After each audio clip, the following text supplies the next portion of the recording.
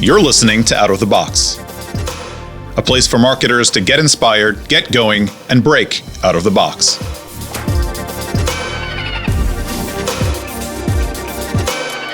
Welcome back, everyone. I'm Jess Overton, and you're listening to Out of the Box, the marketing podcast exploring growth strategies and out-of-the-box approaches to marketing.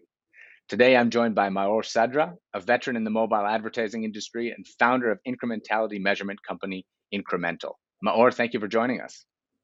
Thanks, Jess. And by the way, your last name, I just understood that it fits very well someone who records podcasts, by the way.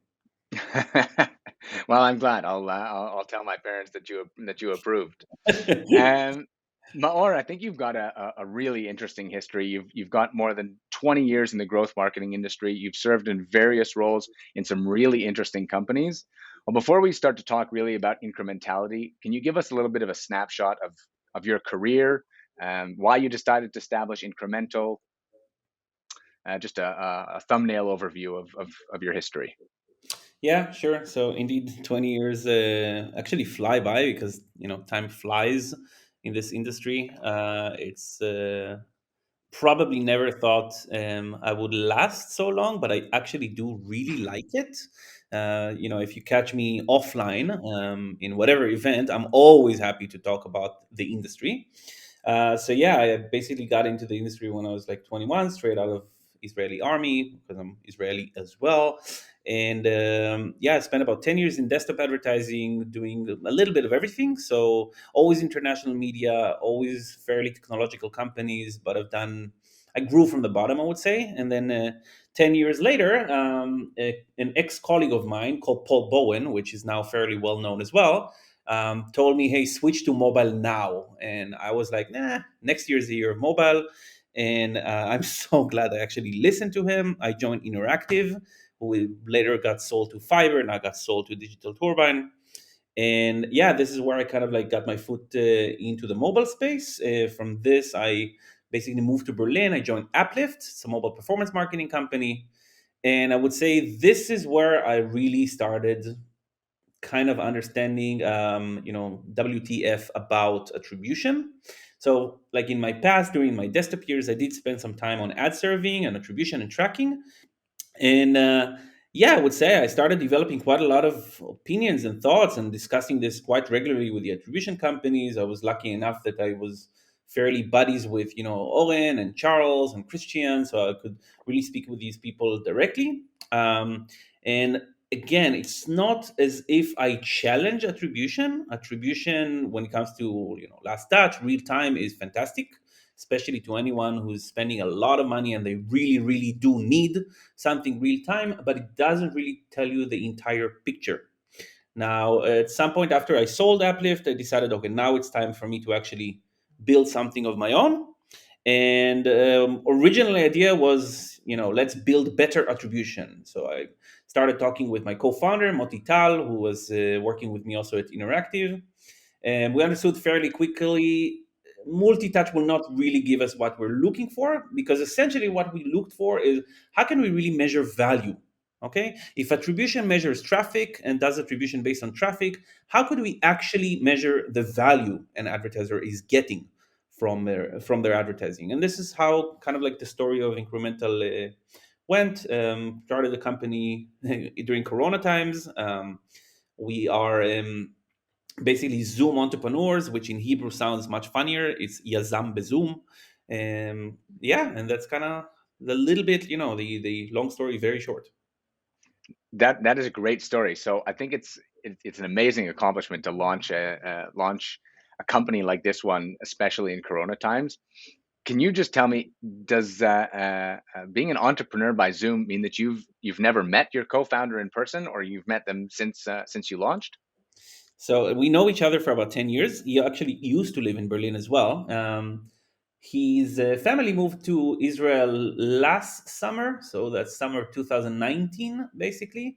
And his plan was, he has a flat here, he will travel back and forth.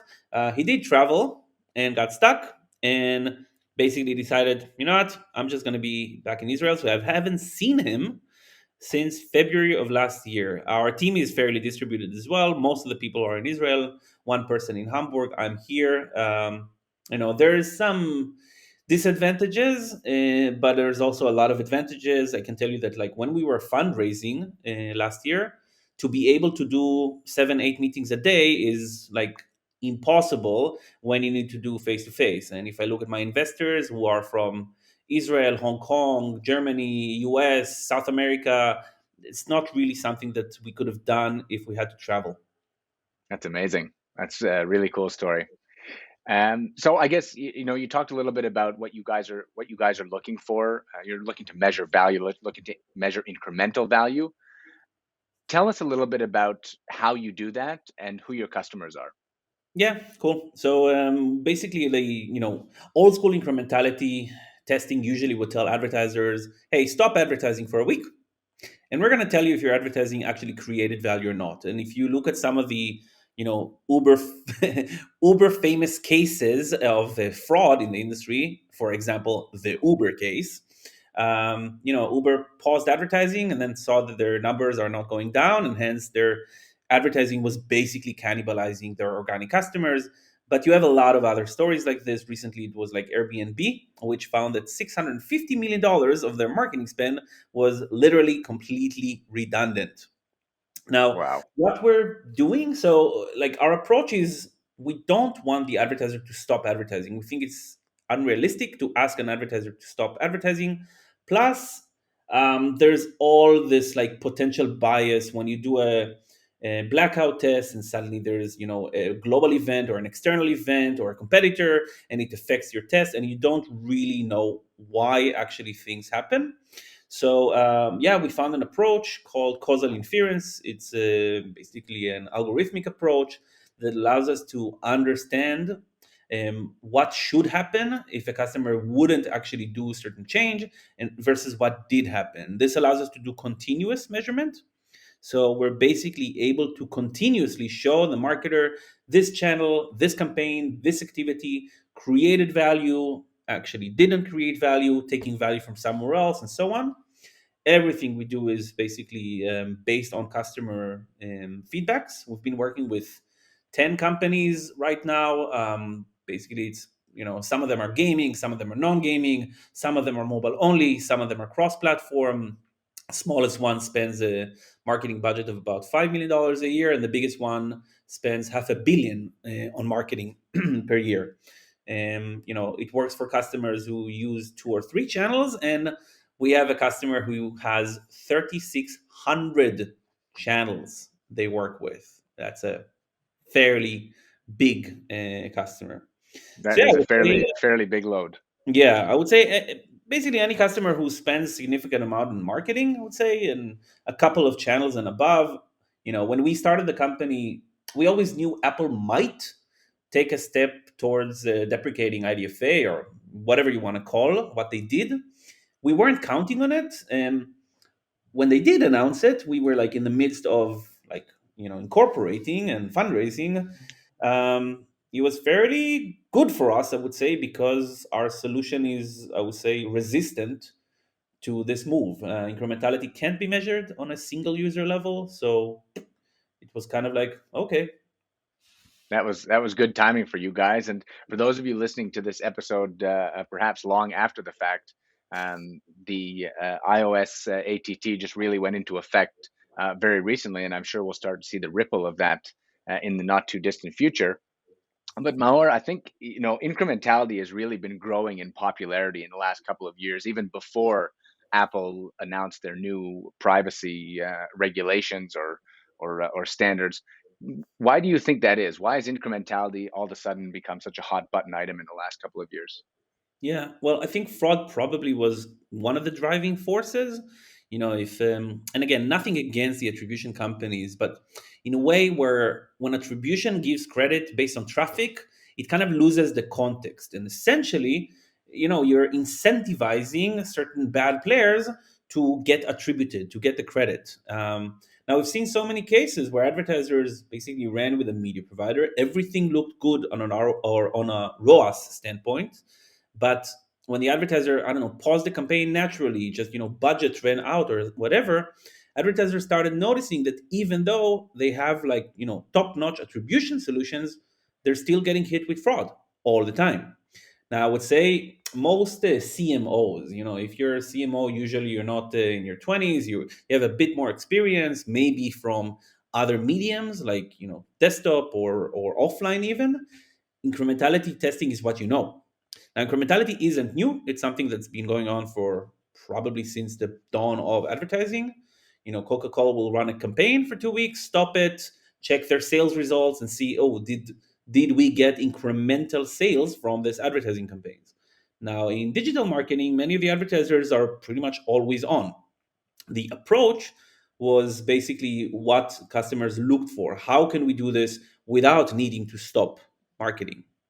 Now, last year when Apple made their change, it really does damage how attribution works, simply because you're now unable to do this on a single user level. You're getting it on an aggregated level. It means your confidence level in like deterministic attribution in parentheses is going away. So you're desperately looking for alternative solutions. And all of these factors just made incrementality more popular than what it was. Well, I guess that's great news for you guys. Um, can you talk a little bit more about how Apple's ATT does impact how you think about incrementality? Yeah, I would say so. It doesn't really influence it. That's the good news. So, one way to do incrementality testing that advertisers have used in the last few years was only on retargeting. And the way to do it usually is to create a randomized control group. You basically split your audience, to a control group and a test group. You give some users placebo ads, whether if it's PSA or ghost bids or whatever. Now, ATT pretty much eliminates this option if you cannot target specific users and measure specific users. Now, the way we're doing it, we're using aggregate data. We don't really care about the impressions and the clicks because we rely on attribution data. Now, whether if the attribution happens on a single user level or aggregate, such as offered by SKAd network, for example, for us it doesn't really matter because essentially what we're looking to tell the advertiser is, this activity, this spend created value or not. We have no idea, and I don't think anyone can say this specific customer, like Jess, bought a BMW because they saw an ad on Facebook. It doesn't really work like that, and I think this is also Right. the beef we had with attribution. You know, and I always use this like football example. If you build your lineup based on attribution data, your team will have one player, the striker, and your CFO will tell you just go and hire more strikers. But like it doesn't work like that. Like you need the team, you need something. Giving credit like the multi-touch simply not possible. Hence, we came up with incrementality testing. Interesting. I imagine that there are a lot of misconceptions around incrementality, right? Uh, I think everybody's been discussing incrementality for at least a year now since Apple first made their announcement, and I know that in the last couple of years we've been hearing a lot of people talk about incrementality. But I often hear people thinking about it in very different ways. Some things I've heard don't really seem all that logical to me. So I would imagine with a front row seat to so many discussions about incrementality, you probably have some insights on where most of us maybe have misconceptions or misunderstandings about incrementality. Can you go into those a little bit? Yeah, well, I think that the most common concept people thought when they thought incrementality was retargeting. And I would say for retargeting, it's fairly like makes sense to actually use incrementality using randomized control groups. And that like incrementality testing or incremental sales if tools are offered by media vendors. Facebook offers it to you, Google offers it to you. Challenge there is the bias. It's like, okay, even if you create this like control and test group, you have absolutely no control to see if the users were not affected by any other mediums. Now, basically, to do it with audience split on the impression and the click level makes sense, especially when you want to test, let's say, the effectiveness of a creative. What creative is generating more incremental engagement on the ad level by users. And this you could probably also use with aggregate level data. But Hmm. um, But incrementality measurement, true incremental measurement, it's not about the traffic, it's about the value. Now, a couple of other misconceptions. So incrementality measurement does not replace attribution. Like, it cannot. It relies on attribution. So we basically partner up with pretty much all the MMPs and work with them regularly. We've done integrations. It also doesn't replace media mix modeling. Media mix modeling is way more like old-fashioned offline method to understand, on a macro level, what affects your marketing. And this can be political, economical, your pricing versus your competitors. For media mix, you usually need like a year long of data to do an analysis. I would say Hmm. where we are is somewhere like, in between, and it's not a better or worse. Like, if a customer is doing offline and online, they should use like real-time attribution, media mix modeling, and incrementality testing. It's not like better, worse. It's like they should do this. Complementary. Exactly, exactly. Right. Yeah, Interesting. So, I think you've sort of touched here on a really, practical piece of advice, and I think that many of our listeners who are, marketers who are doing hands-on work, would be interesting to know a little bit more about when you think marketers should be using incrementality, where it's best to use it, some real tangible takeaways that they can apply to their own business. yeah, yeah. So for sure, anyone that's like, scale matters. So an advertiser spending 20K a month only on Facebook likely doesn't need to do incremental testing with anyone. They could also probably afford pausing advertising for a couple of days, reactivating it, constantly kind of like challenging their own spend if it's really creating incremental value. Now, the higher the scale, the more likely you need the help of technology to do it. Now, normally, marketing budget is represents a fairly large percent of like B2C companies' P&L, or budget. So like, it grows to a point where companies rely on their marketing spend, and in a way it becomes kind of like a continuous effort to acquire new customers, to engage existing customers. And the current tools in the market constantly just shows you performance, direct performance. Now, direct performance is confusing.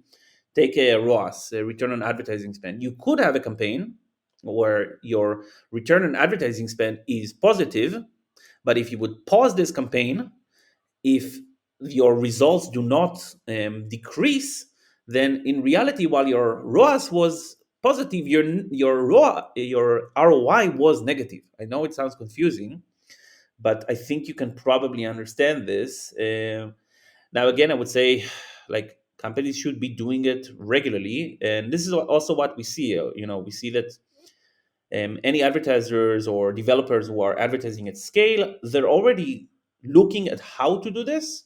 Usually the challenge is coming up with the right time series data, which is like a lot of data science research.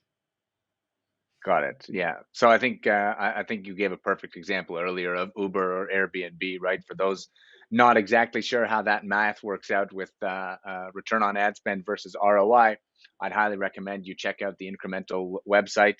There are a couple of blog posts covering that topic, and I think that it's interesting when we talk about advertisers who are running on a couple of channels, who are have a generally limited scale, who don't necessarily need that incrementality testing, rather. Sorry.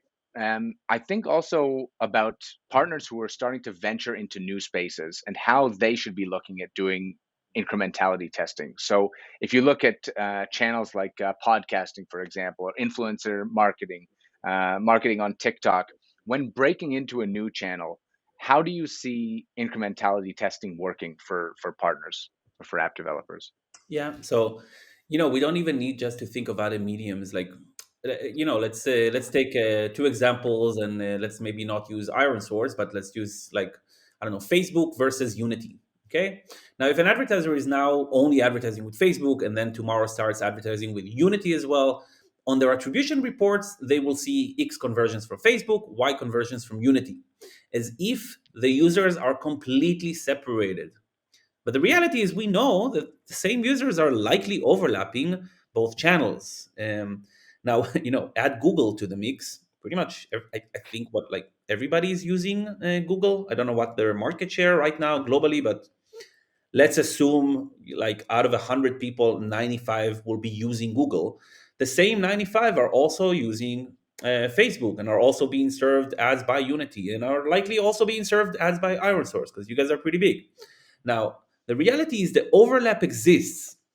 Now attribution works to kind of tell you these guys touched it last. It doesn't mean that there was no contribution. And if I go back to my football analogy, if you end up saying, like, well, my reports show me that the striker hits scores the goals, I don't need the 10 other players. Let's see you go to a World Cup with a player with a team with one player. You will Hmm. likely lose, very very very likely lose. Now, it's of course really hard or slash impossible to understand what was the actual value of a player that, let's say, touched the ball 3 times during the game, or a player that didn't touch the ball at all. Now, if we look at untrackable inventory, influencers, for example, often we don't even see them touching the ball. There is no click coming with a campaign ID from an influencer if it's really like offline. Now, what do we do? So one option is, of course, to say, well, this player contributes nothing, so let's take him out. And then basically, if you start observing that the team is actually not performing as well as they did, means that that player, even though they either barely touched the ball or did not touch the ball, had value, had moral value to the audience, had moral value to the players. The players just needed them to be there. Then obviously they do have value, even though based on tracking attribution, they have zero value. This is, I would say, how incrementality works different than attribution. It's not a better or worse. Like honestly, to know who scored the goal is a necessity, but that's kind of like the approach to looking at the multimedia, multi-channel, especially when there's mediums that like do not generate lower funnel engagements. Hmm. Interesting. Interesting. Well, I think that's going to be a hot button topic as we continue to see these new emerging marketing channels. Influencer marketing isn't necessarily what we would call new, but it's certainly gaining some big ground, especially in recent years. Things like the Travis Scott Fortnite concert, things like that, which are really sort of breaking out of what we're used to. It'll be interesting to see how we continue to measure the incrementality of those types of campaigns in the future. I'm wondering, Maor, what skills do you think marketers need to develop in order to stay competitive these days? And it's such a dynamic and fast-moving industry, a fast-moving market, and especially with the acceleration of what's been happening in our ecosystem since the start of COVID-19. How do you think people can stay on the ball? Yeah. So, if you look at if you compare, let's say, scientists versus marketers, scientists will not necessarily believe what their eyes tell them because they're going to believe the science, they're going to believe the facts. And I think this is how marketing is evolving. So on the one hand, the marketers need to go into more creative, like actual creative, artistic, basically pull users to their product with messaging. And on the other, they need to understand that often what they see in reports doesn't necessarily represent the entire truth. Now, I don't believe that marketers will go away. Means that I like even in a world of automation, which I very much believe that like automation helps marketers do what they're supposed to be doing. They still need to be the one setting strategy, making the decisions. Um, but really, like it's a more scientific approach to understand how things work, in order to actually get to the goal they want, and test, test, test, test, test, test, test. I think that one of the things that might go away with like iOS 14.5 and ATT is you can probably no longer just put a budget on Facebook and it works because Facebook has everybody's data. I think this changes. It's actually an advantage to marketers because it forces them to learn what works, what doesn't. When you're completely relying on monopoly to basically tell you what works, what doesn't, you end up losing control a lot more than you think. So good to see that we're on the same page on that one. And I guess that it's going to spawn a lot of innovation from in some respect or another. Where do you think the next layer of innovation comes from? Yeah. So on the one hand, I think like we see more automation tools in general. Companies like Big Check, which we like working with as well. They simply help marketers do what they're supposed to be doing in anyways. Just eliminate most of the like hassle or the ants work. In housing, in general, more marketing tech stack like data science, prediction, and so on is going in house. And then the other part, which is like more on the, I would say, medium media side, whether you call it demand or supply side, it's more all-in-one platforms, like basically kind of like what you guys are doing, like what AppLovin's been doing. I think everybody's kind of copying the Google approach, which is like, have the stack, have the entire ad stack in your advantage.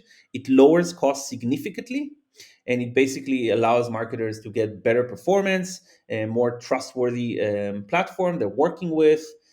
From a vendor standpoint, you can actually utilize first-party data when you have owned and operated media, when you have owned and operated tools. So it's just gaining efficiency. Like we've seen it recently with like the rush towards M&A. So many companies been basically eating other companies or merging with other companies. I think this is kind of like the growth or maturity of the market. That's one of the trends I think we will be seeing more of. It has been really interesting to see the consolidation in the industry for the last 6, 8, 12 months. It's really quite astounding what's been going on. Well, Maor, I think we've covered a good chunk of incrementality and what your business Incremental does. And I'd like to thank you for your time today. Just to finish, I'd like to ask you what's an out of the box marketing campaign that you liked of late? Hmm. So I'm in Berlin, in Germany, and I would say that when it comes to the vaccination, Berlin really not like Germany did not handle it well. But when it comes to getting people to do social distancing and so on, Germany and Berlin specifically did really cool campaigns. So one of my favorite campaigns recently has been like the social distancing here. So what you see on train station is basically what is 1.5 meters. So what is 1.5 meters? It's one pony or three corgis. And then you also have references to very Berlin specific things. If you've been to Berlin, you know what I'm talking about. Whether if it's the S&M scene, whether if it's the clubbing scene. So how many clubbers are between you and the next person to represent 1.5 meters. I found it hilarious, but I also found it very effective, and it got people to like comply. Yeah, just hope that Well, that sounds like great marketing to me, right? Create an emotional response, speak the language of your audience, and really get them to take action. That sounds yeah. like textbook marketing to me. Well, hopefully I'll be able to see that the next time I'm in Berlin, or maybe we'll even be finished with social distancing by the next time I'm in Berlin. Maor, I'd like to thank you for your time today. It was a pleasure to have you on and a Same here. super interesting talk. Same here. Thank you, Jess.